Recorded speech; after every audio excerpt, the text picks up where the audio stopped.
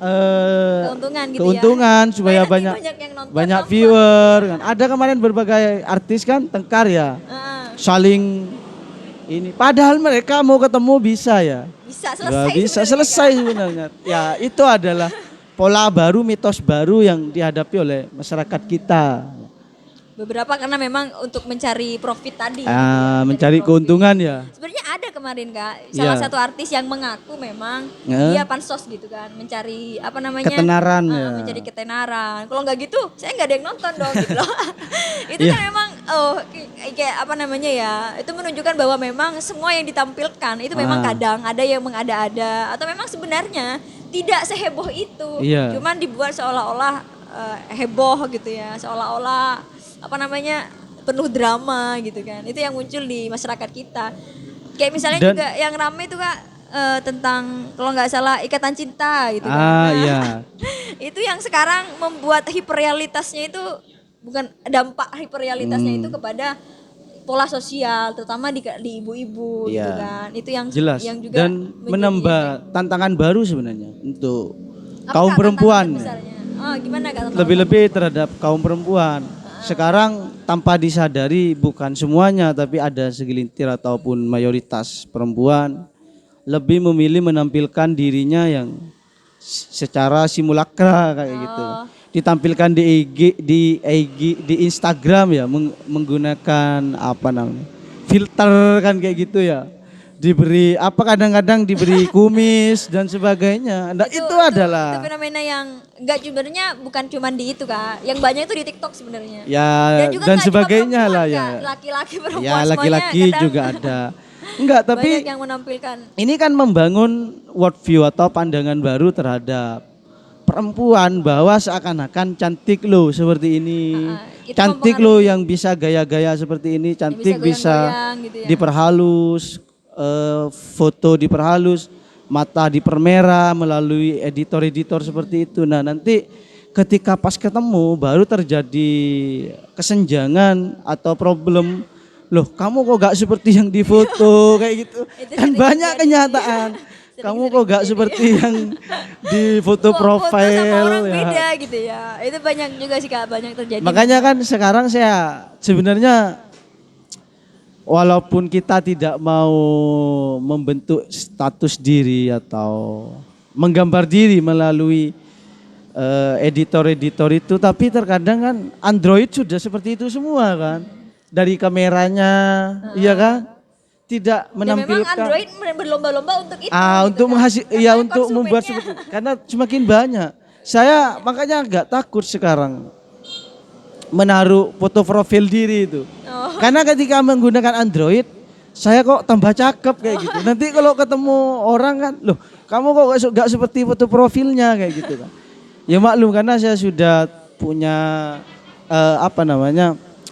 Punya justice bahwa saya lebih cakep aslinya ketimbang apa yang difoto. Ya candanya seperti itu. Jadi Kak, sisi negatifnya tadi kalau tadi benar sih Kak, kalau di perempuan kan kadang itu mempengaruhi standar-standar kecantikan, tren penampilan, tren baju dan lain sebagainya. Nah, daya beli juga kan terhadap arahnya ke sana kan sebenarnya untuk bukan saya menyinggung perempuan enggak, karena memang kebutuhan perempuan itu kan semakin banyak ya lebih banyak dibandingkan di fashion. Nah, itu ditampilkan sekarang kan dengan penuh menarik di all shop. Seakan-akan kalau perempuan tidak sesuai dengan apa yang ada di video media itu bukan perempuan masa kini kan kayak gitu kan. Kan iya kan, Mbak? Iya. Memang media membentuk frame seperti itu gitu. Iya. Sehingga membuat banyak perempuan-perempuan yang tidak sesuai dengan itu insecure gitu. Bisa. Dan banyak lagi sekarang perempuan kalau menampilkan apa adanya di foto-foto itu mendapat cemoohan ya kan. Muka gak bidadari minta cowok seganteng ini, seganteng itu. Akhirnya nanti berdampak terhadap mental, psikis. Nah, ini berbahaya. Berbahayanya ya di situ membuat mitos baru dan apa bedanya dengan mitos-mitos lama kan kayak gitu kan.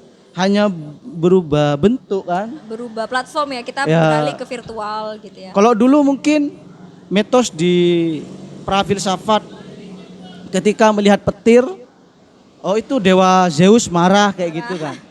Itu kan Kemudian disebut kalau hujan lagi nangis gitu ya. Itu kan disebut mitos. Nah, sekarang mitos barunya yaitu hyperrealitas tadi. Saya melihat scroll IG cewek-cewek gitu kan ataupun cowok-cowok, kok ini putih banget ketemu aslinya gak kayak gini. Itu kan mitos baru yang kita hadapi sekarang. Dan tantangannya Nah, juga kita melihat foto profilnya Mbak Risti cuman lagi kayak seakan-akan lagi serius gitu. Tapi kan enjoy aja, gak ada hal apapun kan.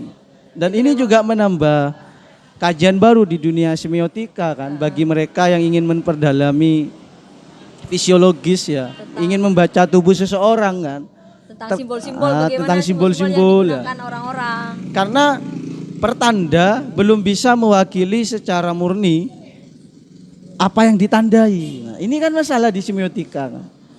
Contoh, lihat foto profilnya Mbak Winda lagi menengadah ke atas. Itu kan dari respon yang melihat seakan-akan sedang melakukan meditasi atau punya masalah berat atau punya masalah, padahal kenyataannya kan tidak seperti itu. Sedangkan saya sendiri terpengaruh di situ, berhenti di situ.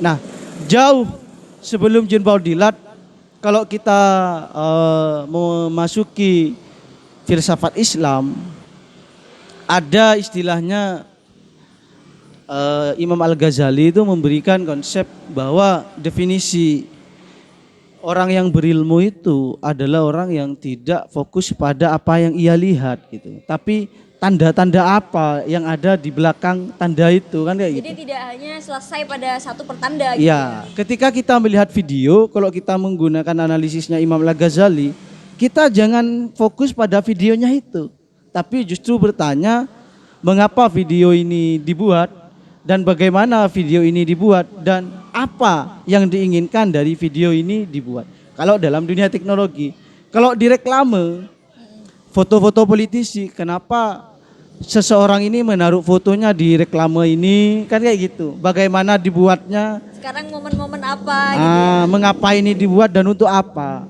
Baru itu disebut dengan ulama kalau konsepnya Al-Ghazali kan kayak gitu dalam ilmu pengetahuan. Jadi lebih kayak tabayun gitu ya, Kak.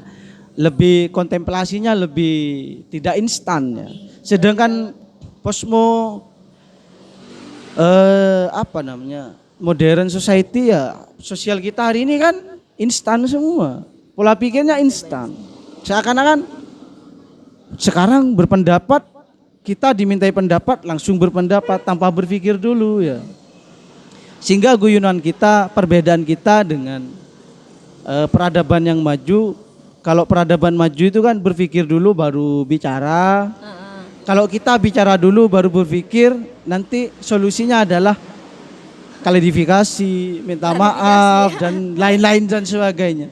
Dan itu dianggap fenomena lumrah, padahal itu mencoreng moralis ya. Kalau karena kita kan sangat semangat sekali di moral terus. Tapi jadi itu memang sepertinya itu memang konsekuensi dari hyperrealitas tadi kan. Ya. Karena kan kita tahu media pun bergeraknya sangat cepat gitu kan. Kalau kita menggunakan konsep Al-Ghazali, bayangin tiap kita lihat foto cewek, misalnya foto cowok, mentabayunkannya itu aja berapa lama kan. Kita lihat media-media kita ya minimal lah 24 jam ya dipakai. Jadi setiap 5 menit dipikir lagi ini masak seperti ini kayak gitu kan. Masak begini kayak gitu kan. Kita akan lama-lama di situ gitu ya kan, berpikir gitu. Dan kan. sekarang dipakai oleh dijadikan pola oleh beberapa pelaku jurnalis ya. Menaruh judul biasanya kan yang biar diklik gitu kan ya. Kayak contoh Bapak Jokowi siap lengser kayak gitu kan. Padahal judul itu tidak menunjukkan isi ya. Tapi YouTube sekarang sedang berusaha untuk menyesuaikan antara judul dan isi ya. Dengan deskripsi biar tidak memberikan hoax atau simulakranya itu terlalu parah ya, stadium 1000 mungkin ya. Sudah terlalu tipu-tipu banget. Ya, tipu-tipunya itu sudah parah lah. Sudah tidak sesuai dengan ya, realitas. sudah tidak sesuai dengan kenyataan. Dan bagaimana kalau kita tahu bahwa itu adalah konsekuensi yang lahir dari hyperrealitas. Semuanya sudah tidak bisa dipercaya sepenuhnya karena yang ditampilkan adalah simulakra tadi. Ya, simulakra. Nah, bagaimana cara kita minimal memfilter agar kita tidak terjebak dengan kita terlalu kayak tadi kan misalnya terlalu menjudge sesuatu secara instan gitu kan. Bagaimana dengan menghadapi sosial kita yang seperti ini gitu. Iya, pertama ya harus kerangka berpikir itu kan kita kan dituntut untuk berpikir setiap melihat sesuatu ya. Kerangka berpikirnya itu jangan stagnan, jangan mandek. Setiap apa yang kita lihat jangan mandek di situ, tapi terus dikembangkan, dikaji, masa begitu. Karena kesimpulan itu kan dinamis. Kalau jika nanti ingin dikunci pada suatu kebenaran kan kayak gitu kan. Contoh, oke, saya melihat Mbak Winda hari ini benar pakai kerudung hitam gitu kan. Akan tetapi kan dikaji apa benar, karena tak khawatir nanti besok Mbak Winda tidak pakai baju tidak pakai kerudung hitam itu kan. Makanya ada berpikirnya itu muter terus gitu kan. Karena kan kebenaran itu kan sudah kabur gitu kan ya. Sudah kabur dalam istilah media-media pun kita tahu bahwa sudah jarang sekali media yang independen atau yang menampilkan sebenar-benarnya. Dan juga sudah banyak yang yang menggunakan simbol-simbol yang justru misalkan kata kakak tadi tidak sesuai dengan kenyataannya. Bagaimana kita kan seakan-akan semuanya serba tidak jelas gitu. Ini tidak jelas mana yang harus kita percaya gitu. Lah ini memang susah untuk mencari solusi ya. Tadi ingin dicari bagaimana supaya kita tidak meminimalisir supaya tidak tertipu lah gitu kan. Karena memang kita itu kan sudah dididik atau dibangun secara berpikir untuk menjadi masyarakat yang diam ya. Dan bagi mereka pelaku itu dididik kalau bahasa ekonominya itu homonikus ya apa? Homo economicus apa? Bukan. Homini apa? Lupus gitu. Bukan. Yang mana Kak? Intinya ada homini parasitus gitu ya. Beda lagi. Homini parasitus itu sudah tidak lagi memikirkan bagaimana ada timbal balik, bahasa biologisnya simbiosis, mutualisme. Sudah tidak memikirkan itu. Yang penting gue, atau bahasa Jakarta kan, yang penting gue menghasilkan ke gue akan gue perbuat. Urusan lo terserah lo kayak gitu. Lo mau goblok, gitu ya. lo mau diam, lo mau tertipu oleh gue, gak masalah. Yang penting gue menghasilkan, dapat gaji, dapat keuntungan dari apa yang gue perbuat kayak gitu. Sekarang kan kayak gitu. Jadi mau diminimalisir bagaimana? Karena sudah didesain seakan-akan itu adalah realitas. Contoh, kita lihat pertengkaran antar artis gitu di media sosial. Kalau kita kritis, kenapa ini kok lebih milih bertengkar di media sosial? Oh, ternyata untuk viewer, atau traffic trendingnya itu supaya naik. Ketika naik, nanti kan menjadi kata kunci SEO YouTube dan diklik banyak dolar kan kayak gitu kan. Lebih banyak profitnya. Yang menjadi pelaku kan nggak berpikir dampaknya apa. Kan bisa kalau ditonton anak-anak bisa digunakan ke sehari-hari. Bahasanya kan kasar-kasar itu kan. Apalah ini tidak edukatif diadopsi oleh anak-anak dan itu tidak dipikirkan kan. Yang penting mereka menghasilkan. Makanya itu yang disebut dengan parasitus. Dampaknya tidak dipikirkan. Makanya kemarin saya sempat di prank oleh adik saya kayak gitu kan. Mas, terjadi kebakaran di salah satu tempat ini. Masa? Iya, tapi bohong kan kayak gitu kan. Itu kan dampak dari yang dibangun oleh dunia realitas tadi kan. Bagaimana dia belajar? Ya belajar dari kata-katanya. Kalau yang pelaku-pelaku kita kan nggak mikir. Contoh kayak kita membuat podcast hari ini, niatnya kan ingin memberikan manfaat. Ya. Kalau kita parasitus, kita nggak berpikir manfaatnya ya kita ngomong aja seadanya. Persoalan orang yang dengar terpengaruh goblok atau enggak terserah kayak gitu kan. Yang penting kita menghasilkan lah itu. Juga mitos baru di dunia kita. Bahasa kita parasitus ya. Hanya memikirkan kepentingan diri. tidak berpikir mau dampaknya berdampak kerusakan, berdampak kehancuran, wes lah terserah. Yang penting gue mendapatkan apa yang gue inginkan kayak gitu kan. Kan kayak gitu kan intinya kan. Berarti juga mempengaruhi kepada kepekaan sosial gitu ya. Oh iya. Prioritas. Juga berpengaruh ya. Bagaimana?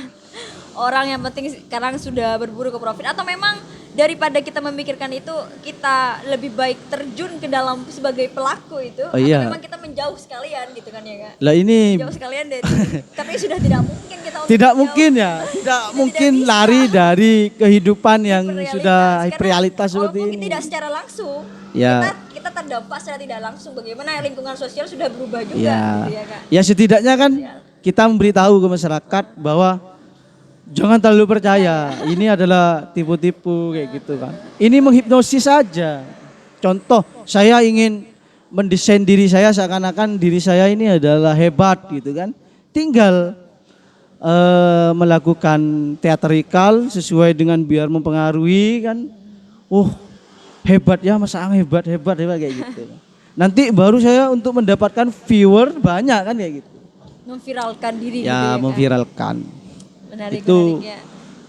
menjadi kajian serius sebenarnya ya, walaupun tanpa disadari supaya kita tidak terlambat. Nanti kalau udah dampaknya merembet tambah banyak, baru mau ada kajian. Apalagi kemarin ada kebijakan tertentu dari Mas Menteri ingin daring ingin dilanjutkan itu kan ya. Ini bagaimana sudah sejak kecil keponakan saya ditanya, "Lu kamu enggak sekolah?" "Daring, Om." Saya baru kaget, kenapa? Sudah sejak dini mereka sudah ditanamkan pola bagaimana diterjunkan pada dunia hiperrealitas tadi. Kan iya. Sekarang kan silakan tonton YouTube. Ini kan kayak Tugasnya gitu ini, ya, gitu tugasnya ini tonton YouTube. Dan itu seakan-akan adalah realitas. Padahal kan mereka tidak tahu yang sebenarnya. Nah, ini juga berdampak nanti cara bagaimana seseorang memetik argumentasi. Kan iya? Iya. Itu yang repot. Repotnya ketika orang-orang yang silent majority tadi, terutama orang anak-anak ya yang terjun dalam jaringan itu. Kayak sinetron tadi ada ikatan cinta kayak gitu ya. Kemudian membentuk ibu-ibu ya. Seakan-akan ibu-ibu itu sudah ada di dalam dunia mereka, dunia layar. Ya. Padahal ibu-ibu hampir lupa bahwa mereka sedang memainkan sandiwara. Peran gitu ya. Makanya kan memainkan film gitu. Padahal sudah dikasih tahu kan, film ini hanya fiktif belaka. Apabila ada kenamaan nama ya. Cuma sebenarnya tidak di situ pesan moralnya. Harus dilanjut dan mohon untuk tidak terjerumus pada dunia tipu-tipu kayak gitu. Silahkan emosinya. Ya emosinya di pasar diceritakan. Oh itu tadi malam begini. Tadi malam begini.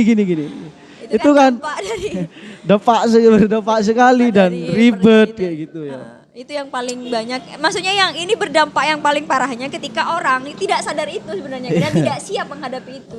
Jadinya itu hanya akan menjadi objek. Entah itu objek dari ya objek yang diam ya. Iya. Yang awalnya kita makhluk hidup, yang awalnya kita makhluk hidup menjadi makhluk yang diam. Artinya apa? Kalau dalam eksistensialis ya, Sartre cuma. Dalam filsafat eksistensialisme, eksistensi kita, keberadaan kita itu menunjukkan ketiadaan. Ya, keberadaan kita itu menunjukkan ketiadaan. Contoh, Mbak Winda terpengaruh melihat saya bukan sebagai manusia, tapi melihat simbol lain yang ada pada diri saya, kayak yang lebih tua, kayak gitu kan. Kayak seorang penjual kopi. Lebih melihat gelarnya. Ya, lebih melihat gelarnya, lebih melihat simbol-simbol, lebih melihat pertandanya, kan kayak gitu. Bukan melihat apa yang ada di saya, yang ditandai. Nah ini kan Mbak Winda kan kajian tafsir ya. Nanti bisa membuat konsep baru lah bagaimana supaya penafsir itu tidak terjebak pada pertanda saja, tapi harus yang ditandai. Jadi kalau tafsirnya kitab suci, jangan hanya fokus pada teksnya saja, tapi juga teks yang mempengaruhi teks itu gitu ya. teks itu kan tanda dari Tuhan kayak gitu kan. Jadi Tuhannya itu yang kemudian diperdalam lagi. Sebenarnya apa maksudnya? Apa Dan maksudnya, tidak selesai pada tujuannya. kajian tekstual gitu ya Kak. Itu Sekali ya. dampak juga dari realitas menjadikan manusia yang awalnya makhluk hidup menjadi makhluk hidup yang mati kayak gitu. Kalau hidup yang hati. Atau eksistensinya itu ketiadaan. Jadi Gak ada kan. Kalau saya memandang Mbak Winda sebagai host atau sebagai presenter, Mbak Winda yang sebenarnya bahwa Mbak Winda manusia itu kan gak ada. yang dilihat, tapi yang dilihat adalah Yang simbol. dilihat adalah simbolnya aja, presenternya. Maka ketika seperti itu nanti membingungkan sekali karena bisa diperlakukan secara tidak manusiawi. Ya. Kan seperti itu. Itu banyak sekali fenomena yang kayak gitu, terutama kalau itu dikaitkan dengan simbol-simbol agama gitu kan. Ya. Kadang itu yang melekat seolah-olah semua yang melekat pada dia itu adalah dirinya gitu. Ya. Itu yang muncul juga salah satu dampak Ini dari mitos realitas baru tadi. di dunia pasca modern. Sedikit ya luas sih kalau di Jadi sangat banyak sekali ya pemirsa ya untuk kita membahas tentang bagaimana mitos-mitos yang muncul di fenomena hiperrealitas seperti sekarang. ya. Dan mungkin kita sudah berbincang banyak ya Kak ya, Ya. nggak terasa waktu sudah lumayan ini. Tapi kalau dari sisi knowledge atau di sisi pengetahuan ini masih bincang sedikit ya, Kita karena hanya tidak bincang-bincang. tidak mewakili pengetahuan yang luas ya. Maka perlu yang audien yang sedang menjadi makhluk mati atau makhluk hidup yang mati ya. Karena walaupun hidup kan mati kan. Mungkin kalau dalam normatif atau doktrin agama Islam itu la yamutu wa la yahya, gak hidup gak mati ya, hanya Nanti menikmati. hidup kalau misalkan teman-teman menyisakan Ya. komentar, ada respon Bali gitu ya. Jangan berhenti di sini mencari pengetahuan-pengetahuan lain kayak Kita gitu. ini hanya perbincangan yang ini bukan mewakili bagaimana tentang diskusi-diskusi tentang hiperrealitas. Gitu Iya. ya. Jadi jangan berhenti hanya dengan menonton video ini gitu ya. Iya. Tapi juga tingkatkan kajian-kajian. Seperti juga katanya Kak Ang tadi bagaimana kita meningkatkan pola pikir, memperluas paradigma dan lain sebagainya. Mungkin itu saja dari saya. Terima kasih Kak sudah mau berbincang-bincang di sini. Ya, sama-sama Mbak Winda. Dan apabila ada salah-salah kata dari kita, kami mohon maaf. Kurang lebihnya jangan lupa juga buat teman-teman buat like, comment, subscribe, dan jangan lupa juga buat share. Ya. Dan nyalain tuh loncengnya jika dirasa video ini bermanfaat. Itu saja dari kami. Kurang lebihnya mohon maaf. Assalamualaikum warahmatullahi taala wabarakatuh. Waalaikumsalam warahmatullahi wabarakatuh.